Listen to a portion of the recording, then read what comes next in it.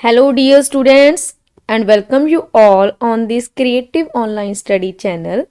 ਅੱਜ ਦੀ ਵੀਡੀਓ ਵਿੱਚ ਆਪਾਂ 5th ਕਲਾਸ ਦੇ ਨਿਊ ਸਬਜੈਕਟ ਵੈਲਕਮ ਲਾਈਵ ਦੇ ਪਾਠ ਨੰਬਰ 8 ਨੂੰ ਪੜਾਂਗੇ ਔਰ ਸਮਝਾਂਗੇ।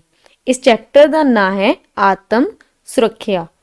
ਆਤਮ मतलब ਹੁੰਦਾ ਆਪਣੀ और ਸੁਰੱਖਿਆ ਦਾ मतलब ਹੁੰਦਾ ਹੈ ਬਚਾਵ ਕਰਨਾ, ਆਪਣੀ ਰੱਖਿਆ ਕਰਨਾ। ठीक है, अपनी खुद ਦੀ ਰੱਖਿਆ ਕਰਨਾ, ਆਪਣਾ ਖੁਦ ਦਾ ਬਚਾਅ ਕਰਨਾ, ਆਪਣਾ ਆਪ ਦਾ ਆਪਣੇ ਆਪ ਦਾ ਬਚਾਅ ਕਰਨਾ ਆਤਮ ਸੁਰੱਖਿਆ ਹੁੰਦਾ ਹੈ। ਠੀਕ ਹੈ ਜੀ, ਪਹਿਲਾ ਪਾਰਟ ਹੈ ਊੜਾ ਭਾਗ ਹੈ ਕਰਾਟਿਆਂ ਦੀ ਖੇਡ ਰਾਹੀਂ।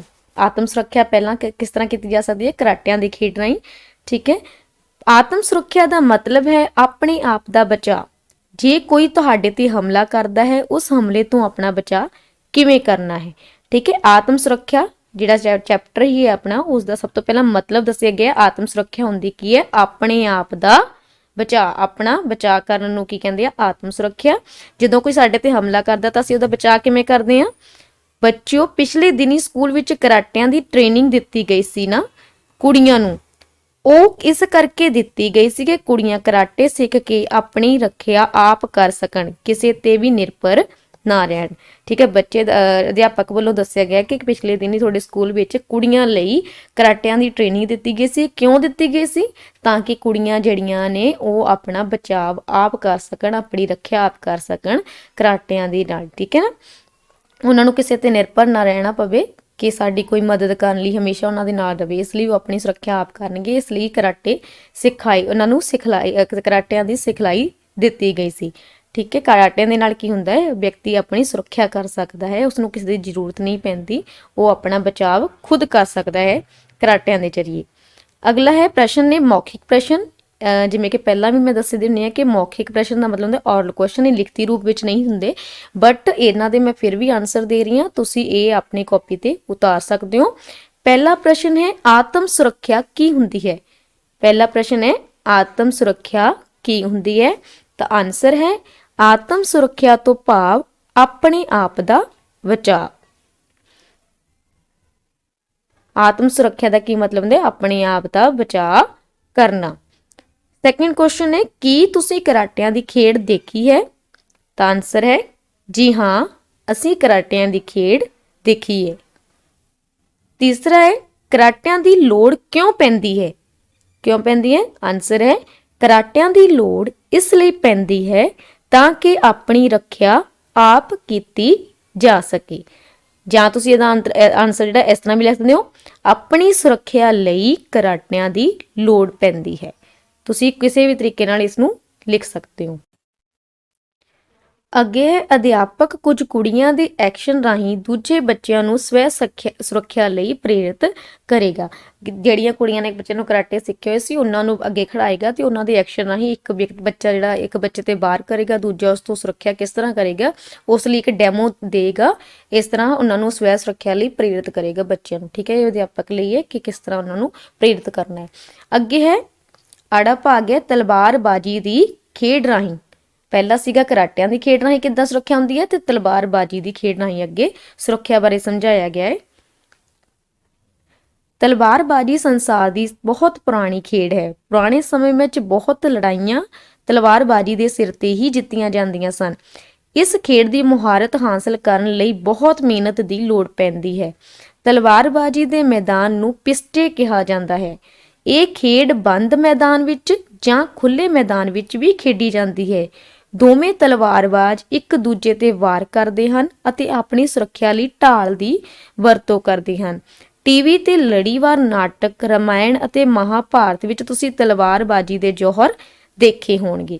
ਠੀਕ ਹੈ, ਅਗਲਾ ਜਿਹੜਾ ਹੈਗਾ ਸਟੈਪ ਉਹ ਹੈਗਾ ਤਲਵਾਰਬਾਜ਼ੀ ਦੇ ਰਾਹੀਂ ਅਸੀਂ ਆਪਣੀ ਸੁਰੱਖਿਆ ਕਿਵੇਂ ਕਰ ਸਕਦੇ ਹਾਂ। ਤਲਵਾਰਬਾਜ਼ੀ ਵਿੱਚ ਵੀ ਇਹਨਾਂ ਦੇ ਇੱਕ ਖੇਡ ਮੁਕਾਬਲੇ ਵੀ ਕਰਵਾਏ ਜਾਂਦੇ ਸਨ ਤੇ ਪੁਰਾਣੇ ਸਮਿਆਂ ਵਿੱਚ ਤਾਂ ਜਿਹੜੀਆਂ ਜੰਗਾਂ ਹੁੰਦੀਆਂ ਸੀ ਉਸ ਵਿੱਚ ਤਲਵਾਰ ਦਾ ਬਹੁਤ ਜ਼ਿਆਦਾ ਇਸਤੇਮਾਲ ਕੀਤਾ ਜਾਂਦਾ ਤੇ ਜਿਹੜੇ ਮੁਹਾਰਤ ਹਾਸਲ ਕਰਦੇ ਸੀ ਉਹੀ ਜਿੱਤ ਪਾਉਂਦੇ ਸੀ। ਠੀਕ ਹੈ ਨਾ, ਇਸ ਲਈ ਕੀ ਕਿਹਾ ਇਸ ਦੇ ਜਿਹੜਾ ਮੈਦਾਨ ਹੈ ਤਲਵਾਰਬਾਜ਼ੀ ਜਿੱਥੇ ਮੈਦਾਨ ਜਿਸ ਮੈਦਾਨ ਵਿੱਚ ਖੇਡ ਮੁਕਾਬਲੇ ਕਰਾਏ ਜਾਂਦੇ ਨੇ ਜਾਂ ਖੇਡੀ ਜਾਂਦੀ ਹੈ ਉਸਨੂੰ ਪਿਸਟੇ ਕਹਿੰਦੇ ਨੇ। ਕੀ ਕਹਿੰਦੇ ਨੇ? ਉਸਨੂੰ ਪਿਸਟੇ।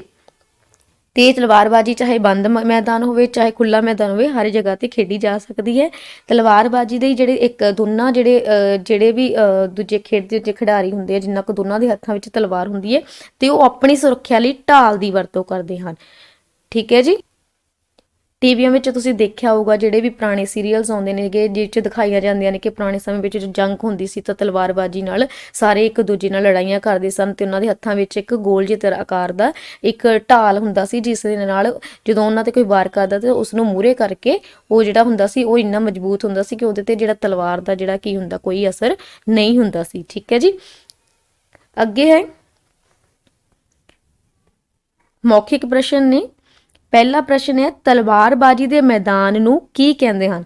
ਆਪਾਂ ਪਿੱਛੇ ਹੀ ਪੜਿਆ ਹੈ ਤਾਂ ਆਨਸਰ ਹੈ ਤਲਵਾਰਬਾਜੀ ਦੇ ਮੈਦਾਨ ਨੂੰ ਪਿਸਟੇ ਕਹਿੰਦੇ ਹਨ। ਸੈਕਿੰਡ ਪ੍ਰਸ਼ਨ ਹੈ ਤੁਸੀਂ ਤਲਵਾਰਬਾਜੀ ਕਿੱਥੇ ਦੇਖੀ ਹੈ? ਤਾਂ ਆਨਸਰ ਹੈ ਅਸੀਂ ਤਲਵਾਰਬਾਜੀ ਟੀਵੀ ਦੇ ਲੜੀਵਾਰ ਨਾਟਕਾਂ ਵਿੱਚ ਦੇਖੀ ਹੈ, ਜਿਵੇਂ ਰਾਮਾਇਣ ਅਤੇ ਮਹਾਭਾਰਤ ਵਰਗੇ। ਠੀਕ ਹੈ ਜੀ। ਅੱਗੇ ਥਰਡ ਕੁਐਸਚਨ ਹੈ ਤਲਵਾਰ ਦੇ ਵਾਰ ਨੂੰ ਰੋਕਣ ਲਈ ਕਿਸ ਚੀਜ਼ ਦੀ ਵਰਤੋਂ ਕੀਤੀ ਜਾਂਦੀ ਹੈ? ਤਲਵਾਰ ਦੇ ਆਨਸਰ ਹੈ ਦਾ ਤਲਵਾਰ ਦੇ ਵਾਰ ਨੂੰ ਰੋਕਣ ਲਈ ਢਾਲ ਦੀ ਵਰਤੋਂ ਕੀਤੀ ਜਾਂਦੀ ਹੈ।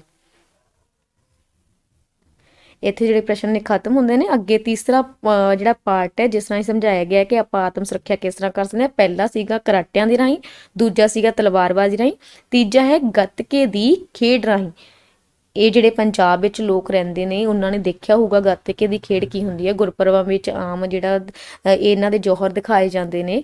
ਠੀਕ ਹੈ ਜੀ। ਗੱਤਕੇ ਦੀ ਖੇਡ ਜਿਹੜੀ ਸੀਗੀ, ਇਸ ਨੂੰ ਪੜ੍ਹਦੇ ਹਾਂ। ਅਧਿਆਪਕ ਪੋਸਟਰ ਰਾਹੀਂ ਬੱਚਿਆਂ ਨੂੰ ਗੱਤਕੇ ਦੀ ਖੇਡ ਅਤੇ ਤਲਵਾਰਬਾਜ਼ੀ ਦੌਰਾਨ ਕਿਵੇਂ ਆਪਣੀ ਸੁਰੱਖਿਆ ਕੀਤੀ ਜਾਂਦੀ ਹੈ ਉਸ ਬਾਰੇ ਬੱਚਿਆਂ ਨੂੰ ਸਰਲ ਢੰਗ ਨਾਲ ਦੱਸੇਗਾ। ਅਧਿਆਪਕ ਦੱਸੇਗਾ ਕਿ ਖੇਡ ਲਈ ਜਿੱਥੇ ਖੇਡ ਦੀ ਭਾਵਨਾ ਉੱਥੇ ਆਤਮ ਵਿਸ਼ਵਾਸ ਵੀ ਹੋਣਾ ਬਹੁਤ ਜ਼ਰੂਰੀ ਹੈ ਅਤੇ ਪ੍ਰਾਪਤੀਆਂ ਆਤਮ ਵਿਸ਼ਵਾਸ ਤੋਂ ਬਿਨਾਂ ਨਹੀਂ ਹੁੰਦੀਆਂ। ਅਧਿਆਪਕ ਦੱਸੇਗਾ ਕੀ ਦੱਸੇਗਾ ਕੋਈ ਵੀ ਖੇਡ ਮੁਕਾਬਲਾ ਹੈ ਉਸ ਵਿੱਚ ਖੇਡ ਦੀ ਭਾਵਨਾ ਤਾਂ ਹੋਣੀ ਚਾਹੀਦੀ ਹੈ, ਖੇਡਣ ਦੀ ਇੱਛਾ ਹੋਣੀ ਚਾਹੀਦੀ ਹੈ, ਜਿੱਤਣ ਦੀ ਇੱਛਾ ਹੋਣੀ ਚਾਹੀਦੀ ਹੈ, ਨਾਲ ਦੇ ਨਾਲ ਆਤਮ ਵਿਸ਼ਵਾਸ ਹੁੰਦਾ, ਕੌਨਫੀਡੈਂਸ ਜਿਹੜਾ ਹੋਣਾ ਬਹੁਤ ਜ਼ਰੂਰੀ ਹੈ। ਜੇਕਰ ਤੁਹਾਡੇ ਅੰਦਰ ਕੌਨਫੀਡੈਂਸ ਨਹੀਂ ਹੈਗੇ, ਤੁਸੀਂ ਭਾਵੇਂ ਉਸ ਤਲਵਾਰਬਾਜ਼ੀ ਜਾਂ ਕਰਾਟਿਆਂ ਜਾਂ ਗੱਤਕੇ ਦੀ ਕਿਸੇ ਵੀ ਖੇਡ ਵਿੱਚ ਨਿਪੁੰਨ ਹੋ ਪਰ ਤੁਹਾਡੇ 'ਚ ਕੌਨਫੀਡੈਂਸ ਨਹੀਂ ਹੈਗਾ ਤਾਂ ਤੁਸੀਂ ਉਹ ਖੇਡ ਕਦੇ ਵੀ ਜਿੱਤ ਨਹੀਂ ਸਕਦੇ ਤੇ ਤੁਹਾਡਾ ਜਿਹੜਾ ਪਰਫਾਰਮੈਂਸ ਹੈ ਉਹ ਚੰਗੀ ਨਹੀਂ ਹੋ ਸਕਦੀ। ਇਸ ਕਰਕੇ ਕੀ ਕਿਹਾ ਗਿਆ ਕਿ ਆਤਮ ਵਿਸ਼ਵਾਸ ਤੋਂ ਬਿਨਾਂ ਪ੍ਰਾਪਤੀਆਂ ਜਿਹੜੀਆਂ ਨੇ ਆਤਮ ਵਿਸ਼ਵਾਸ ਤੋਂ ਬਿਨਾਂ ਨਹੀਂ ਹੁੰਦੀਆਂ। ਠੀਕ ਹੈ। ਇਸ ਲਈ ਖੇਡ ਦੇ ਵਿੱਚ ਨਿਪੁੰਨ ਹੋਣ ਦੇ ਨਾਲ ਨਾਲ ਕੀ ਹੋਣਾ ਚਾਹੀਦਾ ਹੈ? ਖੇਡ ਦੀ ਭਾਵਨਾ ਹੋਣੀ ਚਾਹੀਦੀ ਹੈ ਤੇ ਆਤਮ ਵਿਸ਼ਵਾਸ ਜ਼ਰੂਰ ਹੋਣਾ ਚਾਹੀਦਾ ਹੈ। ਅੱਗੇ ਗੱਤਕਾ ਜਿਹੜੀ ਹੈਗੀ ਹੈ ਖੇਡ ਹੈ ਉਸ ਦੇ ਬਾਰੇ ਵਿੱਚ ਦੱਸਿਆ ਗਿਆ ਹੈ। ਗੱਤਕਾ ਇੱਕ ਜੰਗੀ ਕਲਾ ਹੈ ਜਿਸ ਵਿੱਚ ਜੰਗ ਬੰਦੀ ਤੇ ਦੁਸ਼ਮਣਾਂ ਨਾਲ ਟੱਕਰਾ ਕਰਨ ਦੀ ਪੂਰੀ ਕਲਾ ਹੁੰਦੀ ਹੈ। ਇਸ ਦੀ ਸਿਖਲਾਈ ਕੋਈ ਵੀ ਮਰਦ ਔਰਤ ਲੈ ਸਕਦਾ ਹੈ, ਚਾਹੇ ਕੋਈ ਮਰਦ ਹੋਵੇ ਚਾਹੇ ਔਰਤ ਹੋਵੇ, ਦੋਨੋਂ ਹੀ ਕੀ ਕਰ ਸਕਦੇ ਆ, ਇਹ ਜਿਹੜੇ ਗੱਤਕਾ ਹੈ ਉਹ ਸਿੱਖ ਸਕਦੇ ਨੇ। ਗੱਤਕਾ ਕੀ ਹੈ? ਇੱਕ ਜੰਗੀ ਕਲਾ ਹੈ, ਮਤਲਬ ਜੰਗ ਦੇ ਮੈਦਾਨ ਵਿੱਚ ਇਸ ਨਾਲ ਜੰਗ ਜਿਹੜੇ ਦੁਸ਼ਮਣਾਂ ਤੇ ਮੁਕਾਬਲਾ ਕੀਤਾ ਜਾ ਸਕਦਾ ਦੁਸ਼ਮਣਾਂ ਦੇ ਨਾਲ ਇਸ ਕਲਾ ਨੂੰ ਸਿੱਖਣ ਕੇ। ਠੀਕ ਹੈ ਨਾ। ਇਸ ਜਿਹੜੀ ਸਿਖਲਾਈ ਹੈ ਔਰਤਾਂ ਔਰ ਮਰਦ ਦੋਨੋਂ ਹੀ ਸਿੱਖ ਸਕਦੇ ਆ, ਕੋਈ ਪਾਬੰਦੀ ਨਹੀਂ ਹੈਗੀ ਕਿ ਲੜਕੇ ਹੀ ਸਿੱਖ ਸਕਦੇ ਆ ਜਾਂ ਲੜਕੀਆਂ ਹੀ ਇਹ ਗੇਮਸ ਜਿਹੜੀਆਂ ਨੇਗੀਆਂ ਸਿੱਖ ਸਕਦੇ ਨੇ। ਨਿਹੰਗ ਸਿੰਘ ਇਸ ਕਲਾ ਦੇ ਮਾਹਿਰ ਹੁੰਦੇ ਹਨ। ਅਣਗਿਣਤ ਕਲਾਵਾਂ ਵਿੱਚੋਂ ਇੱਕ ਕਲਾ ਹੈ ਸ਼ਸਤਰ ਕਲਾ। ਇਹਨਾਂ ਸ਼ੈਲੀਆਂ ਵਿੱਚੋਂ ਹੀ ਇੱਕ ਸ਼ੈਲੀ ਹੈ ਗੱਤਕਾ ਜੋ ਵਧੇਰੇ ਕਰਕੇ ਪੰਜਾਬ ਅਤੇ ਉੱਤਰ ਭਾਰਤ ਦੇ ਕਈ ਇਲਾਕਿਆਂ ਵਿੱਚ ਖੇਡੀ ਜਾਂਦੀ ਹੈ। ਸ਼੍ਰੀ ਅਨੰਦਪੁਰ ਸਾਹਿਬ ਵਿਖੇ ਹੋਲੇ ਮਹੱਲੇ ਤੇ ਇਸ ਦੀਆਂ ਝਲਕੀਆਂ ਦੇਖੀਆਂ ਜਾ ਸਕਦੀਆਂ ਹਨ। ਜਿਵੇਂ ਜਾਪਾਨ ਦੀ ਖੇਡ ਕਰਾਟੇ ਸਵੈ ਰੱਖਿਆ ਵਾਲੀ ਖੇਡ ਹੈ, ਉਵੇਂ ਹੀ ਗੱਤਕਾ ਵੀ ਬਚਾਅ ਵਾਲੀ ਖੇਡ ਹੈ। ਗੱਤਕੇ ਵਿੱਚ 3.5 ਹੱਥ ਲੰਬਾ ਡੰਡਾ ਤੇ ਛੋਟੀ ਢਾਲ ਦੀ ਵਰਤੋਂ ਵਿੱਚ ਲਿਆਂਦੀ ਜਾਂਦੀ ਹੈ। ਠੀਕ ਹੈ। ਜਿਹੜੀ ਤੁਸੀਂ ਅਨੰਦਪੁਰ ਸਾਹਿਬ ਵਿਖੇ ਜਦੋਂ ਹੋਲਾ ਮਹੱਲਾ ਹੁੰਦਾ ਹੈ, ਬਹੁਤ ਵੱਡਾ ਜਿਹੜਾ ਪ੍ਰੋਗਰਾਮ ਹੁੰਦਾ ਹੈ, ਉਸ ਵਿੱਚ ਤੁਸੀਂ ਦੇਖਿਆ ਹੋਊਗਾ ਕਿ ਗੱਤਕੇ ਵਾਲੇ ਜਿਹੜੇ ਵੀਰ ਹੁੰਦੇ ਆ ਉਹ ਆਪਣੇ ਆਪਣੇ ਜੌਹਰ ਦਿਖਾਉਂਦੇ ਨੇ। ਉੱਥੇ ਤੁਸੀਂ ਇਹਨਾਂ ਦੇ ਚੀਜ਼ਾਂ ਨੂੰ ਦੇਖਿਆ ਹੋਏਗਾ। ਗੱਤਕੇ ਲਈ ਕੀ ਜ਼ਰੂਰਤ ਹੁੰਦੀ ਹੈ? ਦੋ ਜਿਹੜਾ ਕੀ ਕਹਿੰਦੇ ਆ, ਇੱਕ ਉਹਨਾਂ ਦੇ ਹੱਥ ਵਿੱਚ ਡੰਡਾ ਹੁੰਦਾ ਹੈ ਔਰ ਇੱਕ ਹੱਥ ਵਿੱਚ ਢਾਲ ਹੁੰਦੀ ਹੈ। ਇੱਥੇ ਇਹਨਾਂ ਨੇ ਦਿਖਾਈ ਸ਼ਾਇਦ ਪ੍ਰੋਪਰਲੀ ਦਿਖਾਈ ਨਹੀਂ ਦਿੰਦੀ ਗੀ। ਆਹ ਦੇਖੋ ਜਿਹੜੀ ਇਹਦੇ ਹੱਥ ਵਿੱਚ ਫੜੀ ਹੋਈ ਹੈ ਢਾਲ ਹੁੰਦੀ ਹੈ। ਠੀਕ ਹੈ।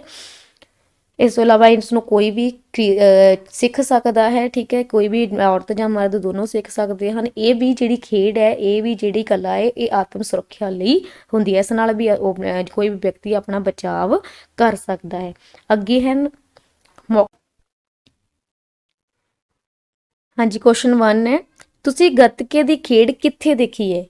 ਤਾਂ ਇਸ ਦਾ ਆਨਸਰ ਹੈ, ਅਸੀਂ ਗੱਤਕੇ ਦੀ ਖੇਡ ਦੀਆਂ ਝਾਕੀਆਂ ਅਨੰਦਪੁਰ ਸਾਹਿਬ ਵਿਖੇ ਹੋਲੇ ਮਹੱਲੇ ਅਤੇ ਗੁਰਪੁਰਬਾਂ ਵਿੱਚ ਦੇਖੀਆਂ ਹਨ। ਅੱਗੇ ਗੱਤਕੇ ਦੀ ਖੇਡ ਕੌਣ-ਕੌਣ ਖੇਡ ਸਕਦਾ ਹੈ? ਤਾਂ ਇਸ ਦਾ ਆਨਸਰ ਹੈ, ਗੱਤਕੇ ਦੀ ਖੇਡ ਮਰਦ ਅਤੇ ਔਰਤ ਦੋਵੇਂ ਖੇਡ ਸਕਦੇ ਹਨ। ਇਸ ਤੋਂ ਬਾਅਦ ਅੱਗੇ ਇੱਕ ਚਾਰਟ ਦਿੱਤਾ ਗਿਆ ਹੈ, ਜਿਸ ਵਿੱਚ ਕੀ ਸਮਝਾਇਆ ਗਿਆ ਹੈ, ਜਿਸ ਵਿੱਚ ਗੁੱਡ ਟੱਚ ਔਰ ਬੈਡ ਟੱਚ ਬਾਰੇ ਸਮਝਾਇਆ ਗਿਆ ਹੈ ਕਿ ਕਿਹੜੀ ਜਿਹੜੀ ਛੋਹ ਹੁੰਦੀ ਹੈ ਉਹ ਚੰਗੀ ਹੁੰਦੀ ਹੈ, ਕਿਹੜੀ ਮਾੜੀ ਹੁੰਦੀ ਹੈ, ਕਿਹੜੀ ਕੀ ਪਸੰਦ ਨਹੀਂ ਆਉਂਦੀ। ਆ ਦੇਖੋ ਬੱਚੇ, ਚਾਰ ਜਿਹੜੇ ਤੁਹਾਨੂੰ ਦਿਖਾਏ, ਤਿੰਨ ਜਿਹੜੇ ਤੁਹਾਨੂੰ ਆਪਸ਼ਨ ਦਿੱਤੀਆਂ ਗਈਆਂ ਦਿਖਾਇਆ ਗਿਆ, ਜਿਹੜਾ ਕਿ ਰੈੱਡ ਕਲਰ ਨੇ ਜਿਹੜਾ ਕਿ ਸ਼ੋਅ ਕੀਤਾ ਗਿਆ, ਜਿਹੜਾ ਕਿ ਤੁਹਾਨੂੰ ਦਿਖਾਇਆ ਗਿਆ, ਦਰਸਾਇਆ ਗਿਆ, ਉਹ ਕੀ ਹੈ? ਉਹ ਇੱਕ ਬੁਰੀ ਸ਼ੋਅ ਹੈ, ਭਾਵ ਹੈ ਬੈਡ ਟੱਚ ਹੈ, ਠੀਕ ਹੈ। ਜਿਹੜਾ ਕਿ ਰੈੱਡ ਕਲਰ ਨਾਲ ਲੜਕੇ ਔਰ ਲੜਕੀਆਂ ਇਹ ਦੋਨਾਂ ਲਈ ਹੁੰਦਾ ਹੈ, ਜ਼ਰੂਰੀ ਨਹੀਂ ਕਿ ਇਕੱਲਾ ਹੀ ਲੜਕੀਆਂ ਲਈ ਹੀ ਹੈ। ਗੁੱਡ ਟੱਚ ਔਰ ਬੈਡ ਟੱਚ ਬਾਰੇ ਲੜਕੇ ਔਰ ਲੜਕੀਆਂ ਦੋਨਾਂ ਨੂੰ ਹੀ ਅਵੇਅਰ ਹੋਣਾ ਪਵੇਗਾ ਅੱਜ, ਠੀਕ ਹੈ। ਇਸ ਤੋਂ ਬਾਅਦ ਜਿਹੜੇ ਗ੍ਰੀਨ ਕਲਰ ਨਾਲ ਦਿਖਾਇਆ ਗਿਆ, ਭਾਵ ਕਿ ਇਹ ਵਾਲਾ ਜਿਹੜਾ ਚੀਜ਼ ਹੈ ਉਹ ਕੀ ਹੈ? ਉਹ ਚੰਗੀ ਸ਼ੋਅ ਹੈ, ਉਹ ਗੁੱਡ ਟੱਚ ਹੈ। ਇਸ ਤੋਂ ਇਲਾਵਾ ਜਿਹੜਾ ਕਿ ਲਾਈਟ ਜਿਹੇ ਕਲਰ 'ਚ ਦਿਖਾਇਆ ਗਿਆ ਹੈ, ਇਹ ਹੈ ਪਸੰਦ ਨਹੀਂ, ਜਿਹੜਾ ਕਿ ਜ਼ਿਆਦਾਤਰ ਜਿਹੜਾ ਹੁੰਦਾ ਬੱਚਿਆਂ ਨੂੰ ਪਸੰਦ ਨਹੀਂ ਆਉਂਦਾ, ਪਰ ਉਹ ਡਰਦੇ ਰਹਿੰਦੇ ਨੇ, ਕਿਸੇ ਨੂੰ ਦੱਸਦੇ ਨਹੀਂ। ਇਹ ਜੇਕਰ ਅਜਿਹਾ ਕਿਸੇ ਨਾਲ ਹੁੰਦਾ ਹੈ, ਜੇਕਰ ਇਹਨਾਂ ਨਾਲ ਜਿਹੜੀਆਂ ਜਗ੍ਹਾ ਤੇ ਸਮਝਾਇਆ ਜਾਏਗਾ, ਜੇਕਰ ਕੋਈ ਵੀ ਕਿਸੇ ਨੂੰ ਟੱਚ ਕਰਦਾ ਤਾਂ ਉਸਨੂੰ ਸਭ ਤੋਂ ਪਹਿਲਾਂ ਘਬਰਾਉਣਾ ਨਹੀਂ ਚਾਹੀਦਾ ਹੈਗਾ, ਆਪਣੇ ਮਾਤਾ ਪਿਤਾ ਨੂੰ ਬੇਝਿਜਕ ਹੋ ਕੇ ਸਾਰੀ ਗੱਲ ਦੱਸਣੀ ਚਾਹੀਦੀ ਹੈ, ਠੀਕ ਹੈ ਨਾ। ਦੇਖੋ ਇਹ ਦਿਖਾਇਆ ਗਿਆ ਹੈ ਰੈੱਡ ਕਲਰ ਨੂੰ, ਜਿਹੜਾ ਦਿਖਾਇਆ ਗਿਆ ਕਿ ਜੇਕਰ ਲੜਕੀਆਂ ਦੇ ਕੋਈ ਬੁੱਲਾਂ ਨੂੰ ਹੱਥ ਲਾਉਂਦਾ ਹੈ, ਛਾਤੀ ਨੂੰ ਹੱਥ ਲਾਉਂਦਾ ਹੈ, ਕਮਰ ਨੂੰ ਹੱਥ ਲਾਉਂਦਾ ਹੈ, ਤਾਂ ਲੜਕੀਆਂ ਲਈ ਉਹ ਬੈਡ ਟੱਚ ਹੈ, ਠੀਕ ਹੈ। ਲੜਕੀਆਂ ਨੂੰ ਜੇਕਰ ਅਜਿਹਾ ਕੋਈ ਕਿਸੇ ਲੜਕੀ ਨਾਲ, ਕਿਸੇ ਦੇ ਬੱਚੀ ਨਾਲ ਕਰ ਰਿਹਾ ਕੋਈ, ਤਾਂ ਉਸਨੂੰ ਜਦੀ ਫੌਰਨ ਹੀ ਉਹਨੂੰ ਆਪਣੇ ਅਧਿਆਪਕ ਨੂੰ ਦੱਸਣਾ ਚਾਹੀਦਾ ਹੈ, ਜਾਂ ਆਪਣੇ ਮਾਤਾ ਪਿਤਾ ਨੂੰ ਦੱਸ ਦੇਣਾ ਚਾਹੀਦਾ ਹੈ, ਜੇਕਰ ਕੋਈ ਅਜਿਹਾ ਕਰਦਾ ਹੈ, ਠੀਕ ਹੈ। ਔਰ ਜੇਕਰ ਉਹਨਾਂ ਦੇ ਨੇੜੇ ਕੋਈ ਨਹੀਂ ਹੈ ਤਾਂ ਉਸੇ ਟਾਈਮ ਹੀ ਉਸ ਲੜਕੀ ਨੂੰ ਰੌਲਾ ਪਾ ਦੇਣਾ ਚਾਹੀਦਾ ਹੈ। ਇਹ ਨਹੀਂ ਹੈ ਕਿ ਵੀ ਜੇ ਕੁਝ ਹੁੰਦਾ ਹੋਈ ਜਾਣ ਦੋ, ਮੇਰੇ ਮਾਤਾ ਪਿਤਾ ਆਉਣਗੇ ਉਸ ਟਾਈਮ ਮੈਂ ਦੱਸਾਂਗੀ, ਬਟ ਜੇਕਰ ਤੁਹਾਡੇ ਮਾਤਾ ਪਿਤਾ ਉਸ ਟਾਈਮ ਤੁਹਾਡੇ ਕੋਲ ਨਹੀਂ ਤਾਂ ਉਸੇ ਟਾਈਮ ਹੀ ਤੁਸੀਂ ਰੌਲਾ ਪਾ ਸਕਦੇ ਹੋ। ਇਸੇ ਤਰ੍ਹਾਂ ਹੀ ਲੜਕਿਆਂ ਲਈ ਜਿਹੜਾ ਬੈਡ ਟੱਚ ਕਿਹੜਾ ਹੈ, ਸੇਮ ਜਿਹੜਾ ਚੀਜ਼ਾਂ ਸੀਗੀਆਂ, ਲੱਤਾਂ ਦੇ ਵਿਚਕਾਰ ਜੇਕਰ ਲੜਕਿਆਂ ਦੇ ਕੋਈ ਹੱਥ ਲਗਾਉਂਦਾ ਹੈ ਤਾਂ ਲੜਕਿਆਂ ਨੂੰ ਵੀ ਚਾਹੀਦਾ ਹੈ ਕਿ ਆਪਣੇ ਮਾਤਾ ਪਿਤਾ ਨੂੰ ਇਹ ਚੀਜ਼ ਦੇ ਬਾਰੇ ਬੇਝਿਜਕ ਹੋ ਕੇ ਦੱਸਣ, ਡਰਨਾ ਨਹੀਂ ਚਾਹੀਦਾ ਕਦੇ ਵੀ, ਠੀਕ ਹੈ। ਇਸੇ ਤਰ੍ਹਾਂ ਜੇਕਰ ਕਿਸੇ ਲੜਕੀਆਂ ਦੇ ਹੱਥਾਂ ਨੂੰ ਕੋਈ ਹੱਥ ਲਗਾ ਰਿਹਾ ਹੈ, ਜਾਂ ਲੜਕੇ ਦੇ ਵੈਸੇ ਹੀ ਪਿਆਰ ਨਾਲ ਕੋਈ ਹੱਥ ਫੜ ਰਿਹਾ, ਤਾਂ ਉਹ ਗੁੱਡ ਟੱਚ 'ਚ ਆਉਂਦਾ ਹੈ, ਠੀਕ ਹੈ। ਜ਼ਿਆਦਾਤਰ ਜਿਹੜਾ ਲੜਕੀਆਂ ਜਾਂ ਲੜਕਿਆਂ ਨੂੰ ਪਸੰਦ ਨਹੀਂ ਆਉਂਦਾ, ਜੇਕਰ ਕੋਈ ਲੜਕੀ ਦੇ ਸਿਰ ਨੂੰ ਹੱਥ ਲਗਾਉਂਦਾ ਤਾਂ ਉਹ ਲੜਕੀਆਂ ਨੂੰ ਪਸੰਦ ਨਹੀਂ ਆਉਂਦਾ। ਇਸ ਤੋਂ ਇਲਾਵਾ ਪੱਟਾਂ ਨੂੰ ਕੋਈ ਹੱਥ ਲਗਾਉਂਦਾ ਹੈ, ਉਹ ਵੀ ਪਸੰਦ ਨਹੀਂ ਆਉਂਦਾ। ਲੜਕਿਆਂ ਦੇ ਵੀ ਸੇਮ, ਜੇਕਰ ਕੋਈ ਚਿਹਰੇ ਨੂੰ ਹੱਥ ਲਗਾਉਂਦਾ ਹੈ, ਮੋਢੇ ਅਤੇ ਗਰਦਨ ਨੂੰ ਹੱਥ ਲਗਾਉਂਦਾ ਹੈ, ਪੇਟ ਨੂੰ ਹੱਥ ਲਗਾਉਂਦਾ ਹੈ, ਤੇ ਲੱਤਾਂ ਨੂੰ ਲੜਕਿਆਂ ਦੇ ਹੱਥ ਲਗਾਉਂਦਾ ਹੈ, ਤਾਂ ਲੜਕਿਆਂ ਨੂੰ ਵੀ ਅਵੇਅਰ ਹੋਣਾ ਪਏਗਾ ਔਰ ਆਪਣੇ ਇਸ ਚੀਜ਼ ਬਾਰੇ ਆਪਣੇ ਮਾਤਾ ਪਿਤਾ, ਅਧਿਆਪਕ ਨੂੰ ਦੱਸਣਾ ਚਾਹੀਦਾ, ਔਰ ਡਰਨਾ ਬਿਲਕੁਲ ਵੀ ਨਹੀਂ ਚਾਹੀਦਾ, ਠੀਕ ਹੈ ਜੀ।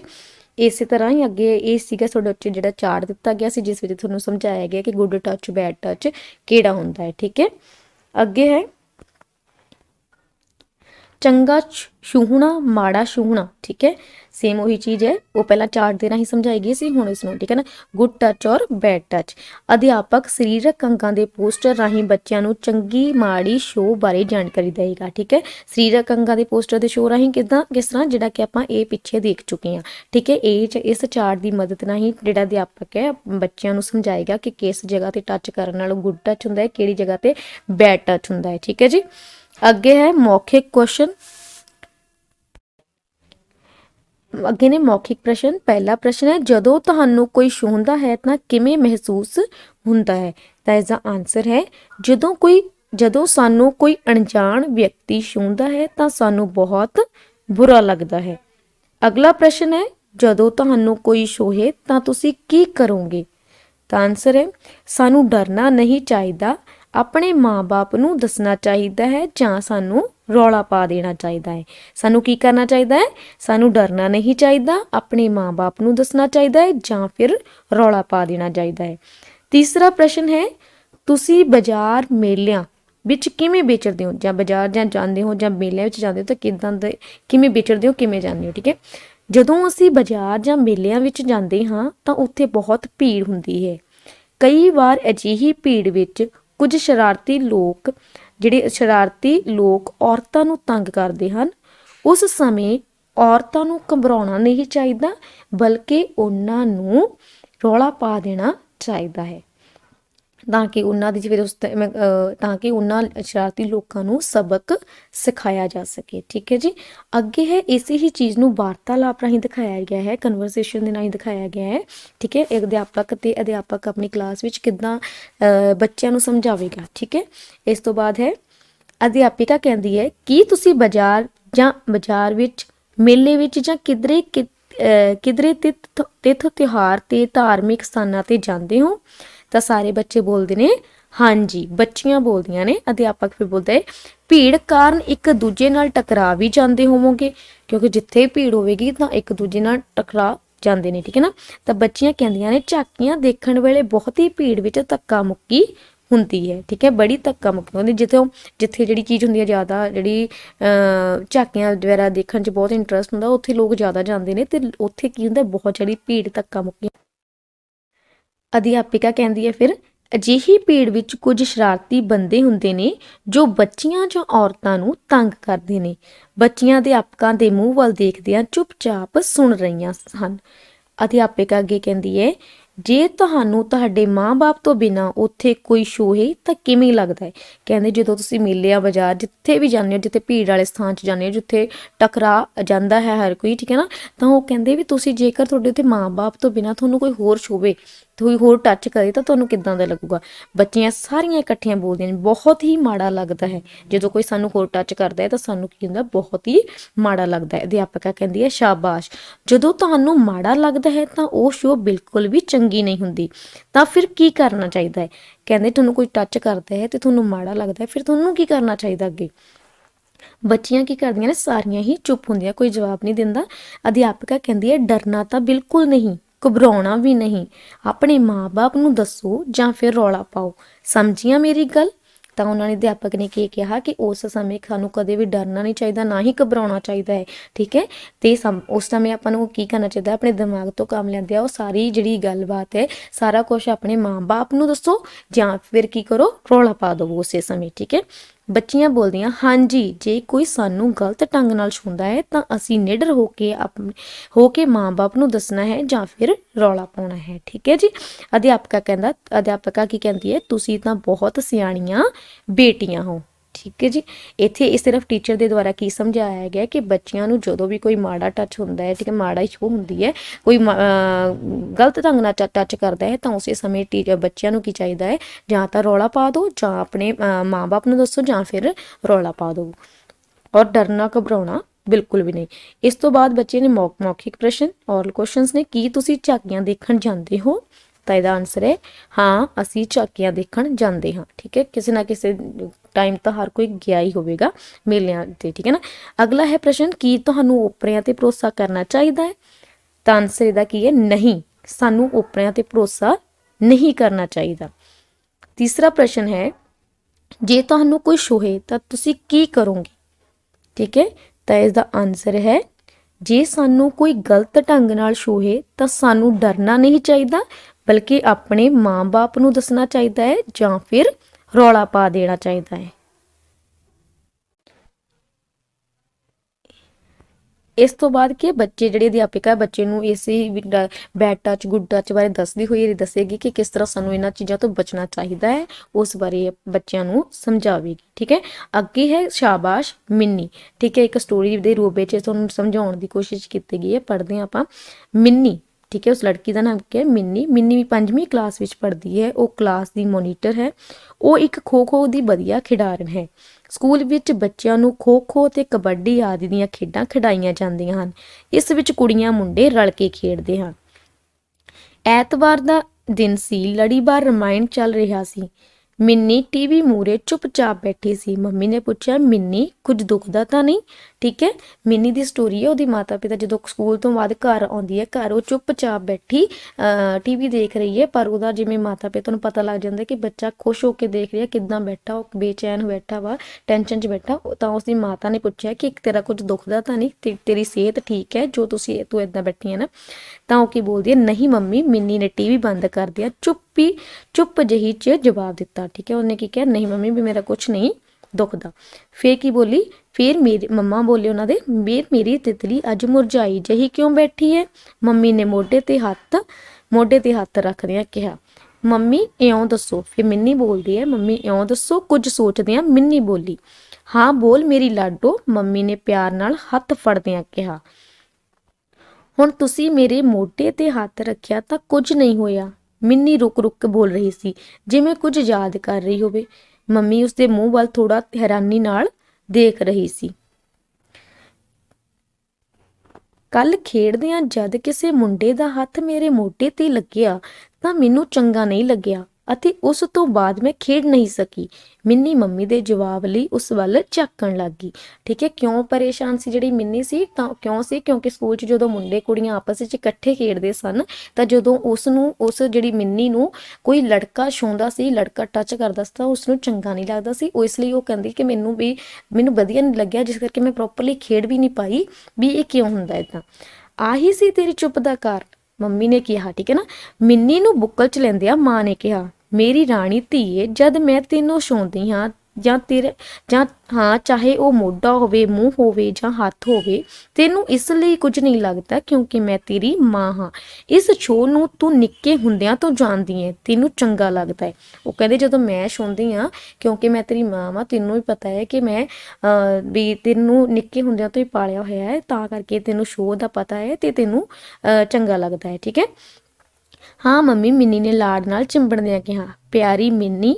ਪਿਆਰੀ ਮਿੰਨੀਏ, ਜਦੋਂ ਇਹਨਾਂ ਥਾਵਾਂ ਤੇ ਕੋਈ ਬੇਗਾਨਾ ਛੂੰਹਦਾ ਹੈ ਤਾਂ ਤੈਨੂੰ ਬੁਰਾ ਲੱਗਦਾ ਹੈ ਨਾ? ਮਾਂ ਨੇ ਮਿੰਨੀ ਵੱਲ ਝਾਕਦਿਆਂ ਪੁੱਛਿਆ। ਫਿਰ ਮਿੰਨੀ ਨੇ ਕੀ ਜਵਾਬ ਦਿੱਤਾ? ਬਹੁਤ। ਮਿੰਨੀ ਨੇ ਬੁਰਾ ਜਿਹਾ ਮੂੰਹ ਬਣਾ ਕੇ ਕਿਹਾ, ਹਾਂ ਰਾਜੇ, ਇਹਦਾ ਮਤਲਬ ਇਹ ਹੈ ਕਿ ਉਹ ਸ਼ੋਅ ਚੰਗੀ ਨਹੀਂ ਮਾੜੀ ਹੈ।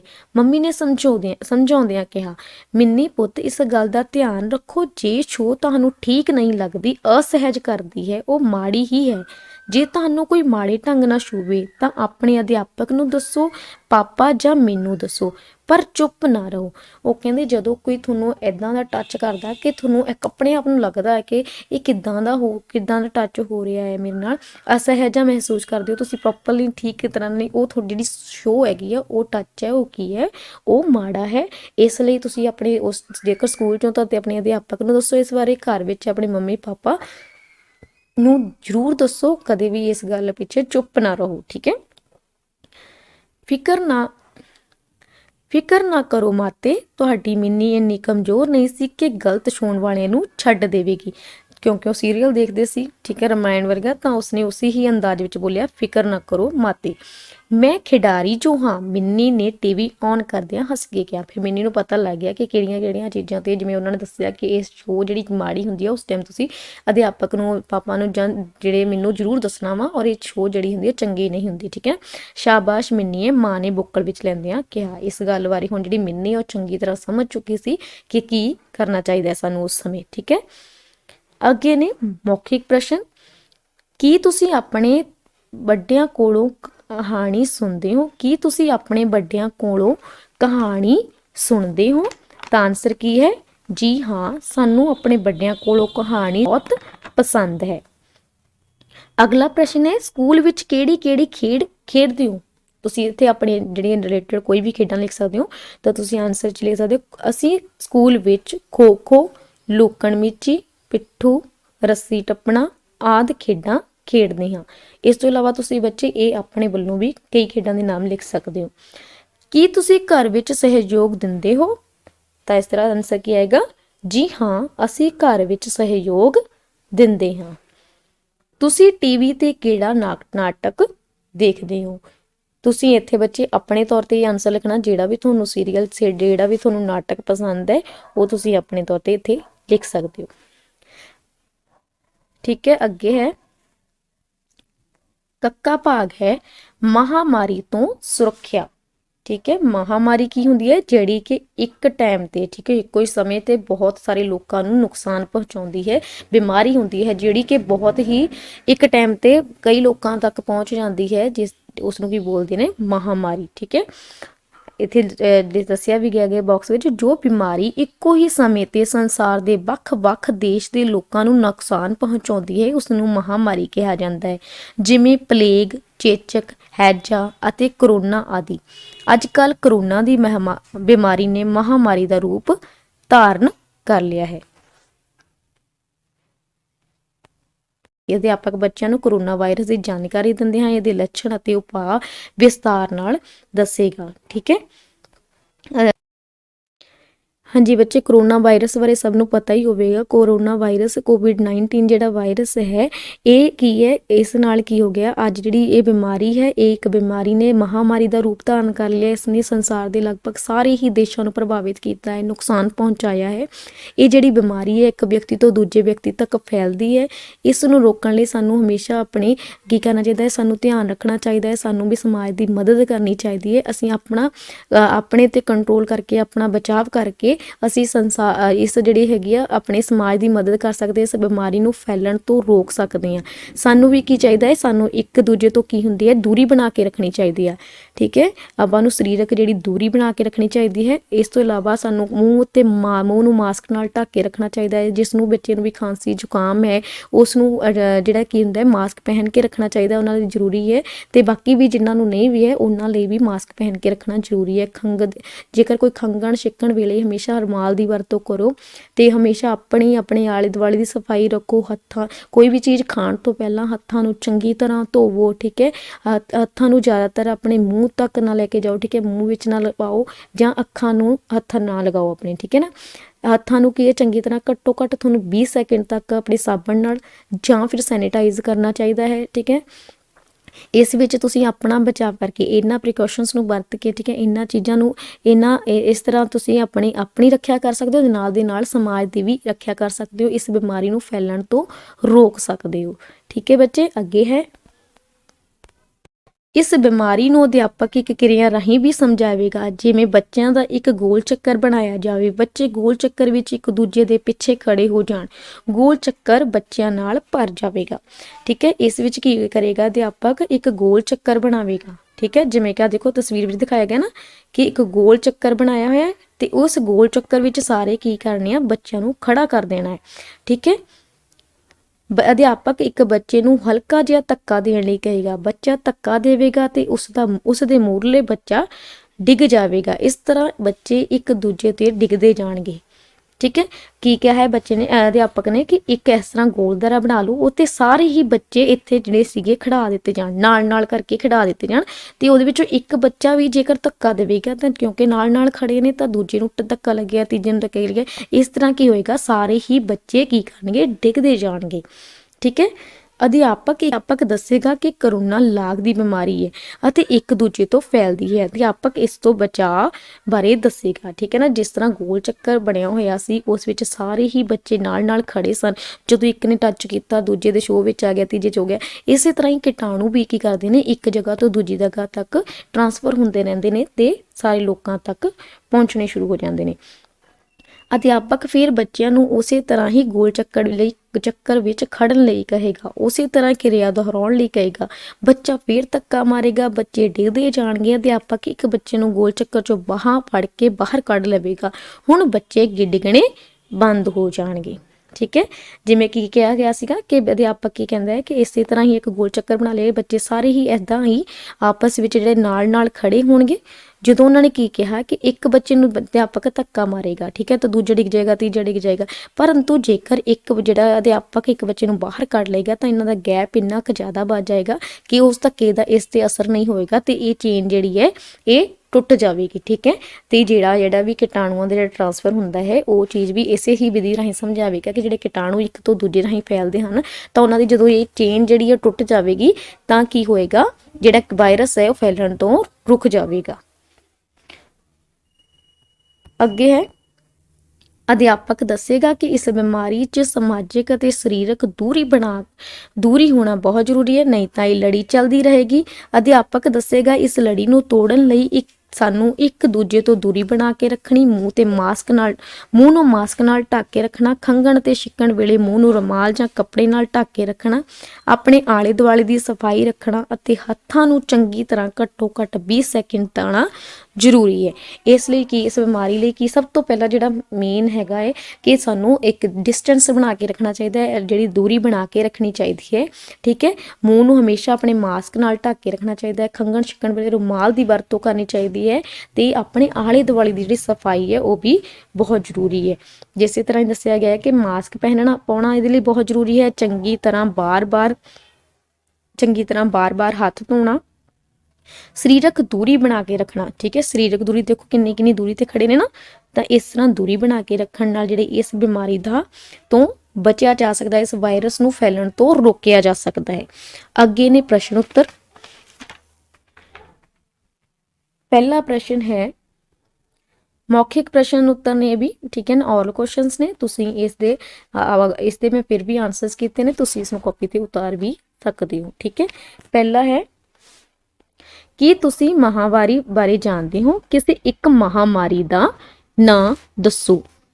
ਤਾਂ ਆਨਸਰ ਹੈ, ਜੋ ਬਿਮਾਰੀ ਇੱਕੋ ਹੀ ਸਮੇਂ ਤੇ ਸੰਸਾਰ ਦੇ ਵੱਖ-ਵੱਖ ਦੇਸ਼ਾਂ ਦੇ ਲੋਕਾਂ ਨੂੰ ਨੁਕਸਾਨ ਪਹੁੰਚਾਉਂਦੀ ਹੈ ਉਸ ਨੂੰ ਮਹਾਮਾਰੀ ਕਿਹਾ ਜਾਂਦਾ ਹੈ, ਜਿਵੇਂ ਪਲੇਗ, ਚੇਚਕ, ਕਰੋਨਾ ਆਦਿ। ਇਹਦੇ ਵਿੱਚ ਬੱਚੇ ਇੱਕ ਮਹਾਮਾਰੀ ਦਾ ਨਾਮ ਦੱਸਣ ਨੂੰ ਕਿਹਾ ਸੀ, ਤੁਸੀਂ 2 ਜਾਂ 3 ਲਿਖ ਲਓ ਔਰ ਲਿਖ ਸਕਦੇ ਹੋ। ਠੀਕ ਹੈ, ਜਿਹੜੀ ਤੁਹਾਨੂੰ ਲੱਗਦਾ ਠੀਕ ਹੈ। ਅੱਗੇ ਹੈ, ਕਰੋਨਾ ਤੋਂ ਬਚਣ ਲਈ ਅਸੀਂ ਕੀ ਕਰ ਸਕਦੇ? ਕਰੋਨਾ ਤੋਂ ਬਚਣ ਲਈ ਅਸੀਂ ਕੀ ਕਰ ਸਕਦੇ ਹਾਂ? ਤਾਂ ਆਨਸਰ ਹੈ, ਨੰਬਰ 1 ਇੱਕ ਦੂਜੇ ਤੋਂ ਦੂਰੀ ਬਣਾ ਕੇ ਰੱਖਣਾ, ਨੰਬਰ 2 ਮੂੰਹ ਨੂੰ ਮਾਸਕ ਨਾਲ ਢੱਕ ਕੇ ਰੱਖਣਾ, ਨੰਬਰ 3 ਖੰਘਣ ਜਾਂ ਛਿੱਕਣ ਵੇਲੇ ਰੁਮਾਲ ਦੀ ਵਰਤੋਂ ਕਰਨਾ, ਨੰਬਰ 4 ਆਪਣੀ ਅਤੇ ਆਲੇ ਦੁਆਲੇ ਦੀ ਸਫਾਈ ਰੱਖਣਾ, ਨੰਬਰ 5 ਹੱਥਾਂ ਨੂੰ ਚੰਗੀ ਤਰ੍ਹਾਂ ਘੱਟੋ ਘੱਟ 20 ਸੈਕਿੰਡ ਤੱਕ ਧੋਣਾ, ਨੰਬਰ 6 ਸੈਨੀਟਾਈਜ਼ਰ ਦੀ ਵਰਤੋਂ ਕਰਨਾ। ਅੱਗੇ ਹੈ, ਕੀ ਬਿਮਾਰੀਆਂ ਤੋਂ ਬਚਣ ਲਈ ਸਫਾਈ ਰੱਖਣੀ ਜ਼ਰੂਰੀ ਹੈ? ਤਾਂ ਆਨਸਰ ਹੈ, ਸਫਾਈ ਸਾਡੇ ਲਈ ਬਹੁਤ ਜ਼ਰੂਰੀ ਹੈ। ਇਹ ਸਾਨੂੰ ਕਈ ਬਿਮਾਰੀਆਂ ਤੋਂ ਬਚਾਉਂਦੀ ਹੈ। ਸਰੀਰ ਨੂੰ ਨਿਰੋਗ ਰਹਿਣ ਲਈ ਆਪਣੇ ਸਰੀਰ ਅਤੇ ਆਲੇ ਦੁਆਲੇ ਦੀ ਸਫਾਈ ਕਰਨੀ ਬਹੁਤ ਜ਼ਰੂਰੀ ਹੈ। ਠੀਕ ਹੈ, ਮਨੁੱਖ ਨੂੰ ਨਿਰੋਗ ਰਹਿਣ ਲਈ ਆਪਣੀ ਸਰੀਰ ਅਤੇ ਆਲੇ ਦੁਆਲੇ ਦੀ ਸਫਾਈ ਕਰਨੀ ਬਹੁਤ ਜ਼ਰੂਰੀ ਹੈ। ਇੱਥੇ ਬੱਚੇ ਜਿਹੜਾ ਚੈਪਟਰ ਹੈ ਇਹ ਕੰਪਲੀਟ ਹੁੰਦਾ ਹੈ। ਉਮੀਦ ਕਰਦੀ ਹਾਂ ਤੁਹਾਨੂੰ ਇਹ ਚੈਪਟਰ ਚੰਗੀ ਤਰ੍ਹਾਂ ਸਮਝ ਆਇਆ ਹੋਵੇਗਾ ਤੇ ਤੁਹਾਨੂੰ ਇਹ ਵੀਡੀਓ ਪਸੰਦ ਆਈ ਹੋਵੇਗੀ। Thank you.